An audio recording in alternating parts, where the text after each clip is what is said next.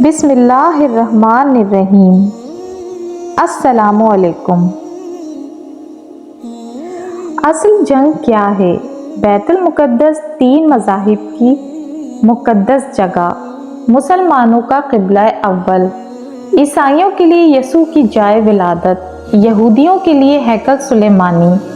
شروع کرتے ہیں حضرت ابراہیم علیہ السلام سے، جن کے دو بیٹے تھے، اسماعیل اور اسحاق۔ اسحاق علیہ السلام کے بیٹے تھے حضرت یعقوب۔ یہیں سے کہانی شروع ہوتی ہے اسرائیل کی۔ اسرائیل یعنی اللہ کا بندہ، اور یہ لقب حضرت یعقوب علیہ السلام کو دیا گیا۔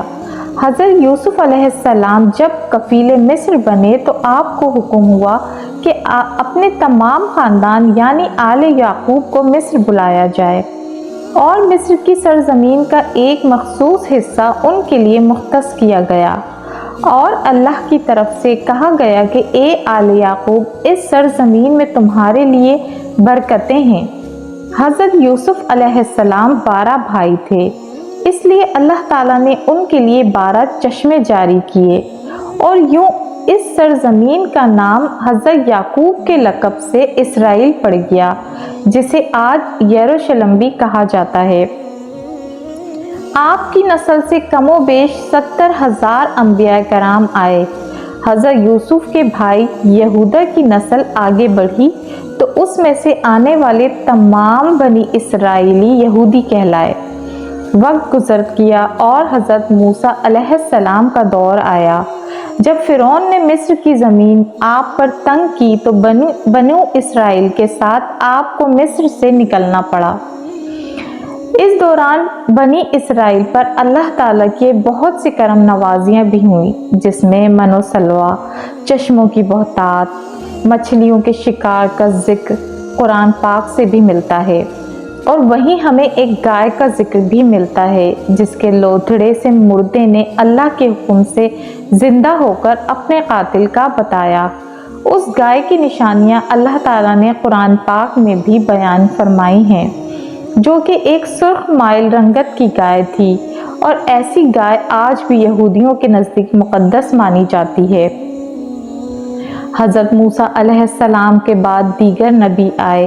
اس دوران حضرت موسیٰ علیہ السلام اور ان کے دور کے کچھ واقعات، تورات، من و سلوہ کا کچھ حصہ بنی اسرائیل نے ایک صندوق میں محفوظ کر لیا۔ یہ اللہ کی طرف سے حضرت آدم کو دیا گیا ایک خاص صندوق تھا، جو نسل در نسل نبیوں کے پاس رہا، جسے قرآن میں تابوت سکینہ کے نام سے پکارا گیا ہے، اور یہ یہودیوں کو اپنی جان سے زیادہ عزیز ہے۔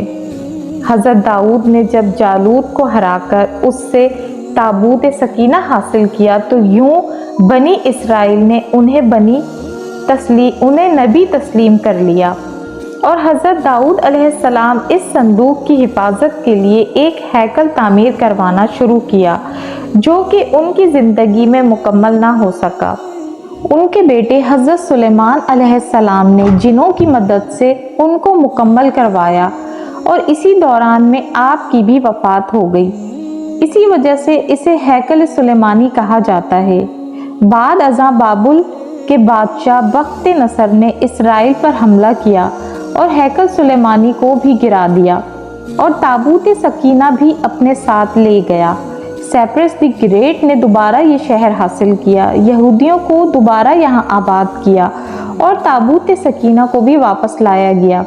ہیکل سلیمانی ایک دفعہ پھر تعمیر کیا گیا۔ پھر وقت گزرا اور حضرت عیسیٰ علیہ السلام کی آمد ہوئی، جنہیں نعوذ باللہ یہودیوں نے دجال، ناجائز اور کیا کیا قلب دیے گئے۔ یہاں سے یہودیوں میں سے 2 الگ قومیں ہو گئیں، ایک یہودی اور دوسرے عیسائی۔ یہودیوں نے سازش کر کے حضرت عیسیٰ علیہ السلام کو صلیب پر چڑھانا چاہا، اور اللہ تعالیٰ نے انہیں اپنے پاس اٹھا لیا۔ اس کے بعد یہودیوں اور عیسائیوں میں کئی چھوٹی موٹی جنگیں ہوئیں۔ پھر عیسائی رومی بادشاہ ٹائٹس نے اس شدت سے یروشلم پر حملہ کیا کہ اس پورے علاقے کی اینٹ سے اینٹ بجا دی، ہیکل سلیمانی کو گرا دیا، جس کی صرف ایک دیوار اس وقت ابھی اپنی اصلی حالت میں موجود ہے، جسے دیوار گریہ کہا جاتا ہے، جہاں یہودی جا کر تورات کی تلاوت کرتے ہیں، اور گریہ و زارا करते हैं ताबूत सकीना भी ना जाने कहाँ गायब हो गया। टाइटस के हमले के बाद यहूदी आखिरी नबी के इंतज़ार में थे, क्योंकि अल्लाह पाक का उनसे वादा था कि उन्हें फिर उरूज बख्शा जाएगा। इस वादे का जिक्र सूरह बकरा में भी मौजूद है कि ए बनी इसराइल, इन नेमतों को याद करो जो तुम पर की गईं और अपना वादा पूरा करो, ईमान लाओ ताकि हम भी अपना वादा पूरा करें। क़यामत की निशानियों में से एक निशानी ये भी है कि हैकल सुलेमानी की 3 दफ़ा तामीर होगी, जो कि 2 दफ़ा हो चुकी है। यहूदी अपने मसीहा और आखिरी नबी के इंतज़ार में थे कि टाइटस के हमले के 500 साल बाद नबी आखिरुज़्ज़मा की विलादत हुई। यहाँ यहूदियों को ये झटका लगा कि सारे नबी हज़रत इसहाक की नस्ल से हैं, तो आखिरी नबी हज़रत इस्माइल की नस्ल से क्यों कर आ गए, और उन्होंने ईमान लाने से इनकार कर दिया। मुसलमानों के लिए भी वो अंबिया की ही निशानी थे, इसीलिए हैकल सुलेमानी को बैतुल मुक़द्दस का नाम दिया गया। जज़ाकल्लाह। वीडियो पसंद आए तो please like, share and subscribe कीजिएगा।